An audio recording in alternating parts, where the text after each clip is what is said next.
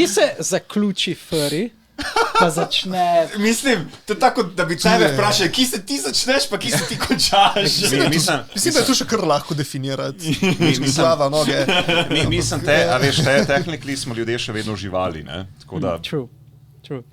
Ampak, se pravi, prej smo menjali, ne? Obstajajo scali, ki nimajo nič s furrem, oziroma konžuhom, neposredno, ampak vsem so del furrijev, ki... Ja. Zakaj specifično se ta beseda furry uporablja? To bi so dobro vprašanje. Te zgodovine ne vem tako dobro, ampak furry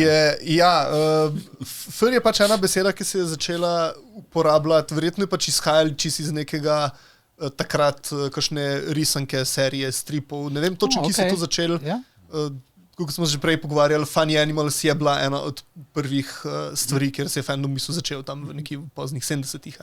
Poznih 70-ih? Yes. Wow. Ja, Furry fandom se je začel basically istočasno kot anime fandom.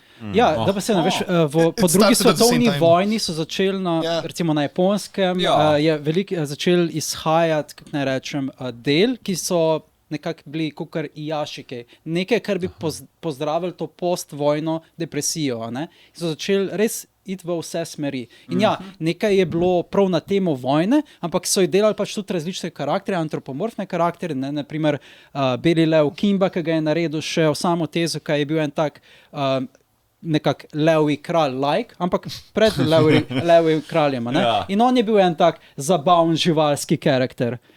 In ko so videli, to je bila neka popularna zadeva, mi hočemo še več teh zabavnih živalskih karakterjev in so naredili Sonic, Pokémon, Digimon in vse na to temo. In na Japonskem smo že omenjali, to ni neka, bi rekel, stigma preveč, da imaš ti nekega živalskega junaka, ki se tudi manifestira v fizični obliki ali pa kot neka glavna karakter.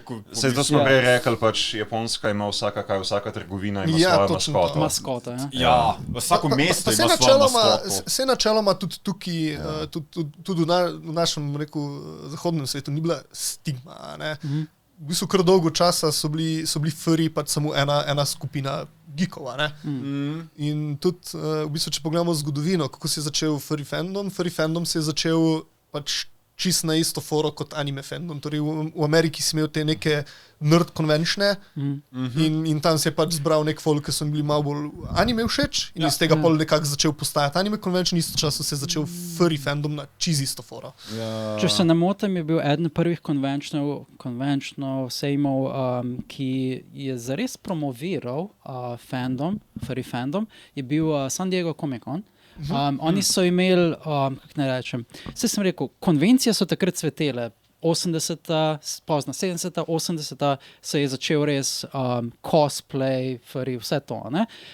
In eno je, da se ti pač predstaviš na konvenciji, ampak kjer so se zares manifestirali pa popularizirali, je po konvenciji so se zbrali naprimer v hotelu in so imeli te združenja, druženja, in ne samo fandom furry, ampak veliko fandomov je imel svoje postkonvencijske druženja. In potem nekako so se včasih združili, če so bili v istem hotelu, so se združili s kakim drugim fandomom in so tako popularizirali. In vsako leto jih je bilo potem več, ker, kolikor smo že omenjali, našli so pač neke svoje ljudi, neko svoj safe space in to se je potem samo še raslo. Tako da... It multiplied. Več kot je konvenčno, več imaš potem... Pri internetu, it was the only way. Se je točno to, Polko je enkrat pač nastal internet, pol so itak vsi te fandomi eksplodirali, absolutno. Se internet, verjamem, da zdaj tudi veliko spremenil z VR-jem, ker on je chat VR, je veliko dejansko tega. Veliko antropomorfnih Crispy avatarjev. Obstaja v VR chatu. Yes, I do have a custom avatar of Crispy in VR chat. Legenda. Si lahko svojega karakterja sestaviš znotraj VR chata. Da sprogramiraš. Jaz imam fully custom karakterja, ki sem jaz, tako da I spend way too much money on this stuff. A si dejansko commissional? Ja. Aha, spravi, imaš ljudi, ki programirajo te like in... Koliko recimo finančno te slepnejo čez, da ti naredijo recimo neko digitalno persono? Mislim, zdaj tako, večina teh sploh v VR chatu so ponovadi neki base modeli, ki se malo popravijo, pa bom rekel, malo popravi, malo prebarva in tako naprej. Mislim, da gre zelo malo from scratch. No? In to so komišnike stanejo, rekel recimo po nekih 100 evrov, naprimer. Kar je še vedno ogromno. Za board gamer je to nič. Naprimer, če bi pa hotel from scratch, se pa cene giblje v bistvu tam kot vrsuti praktično. Ne?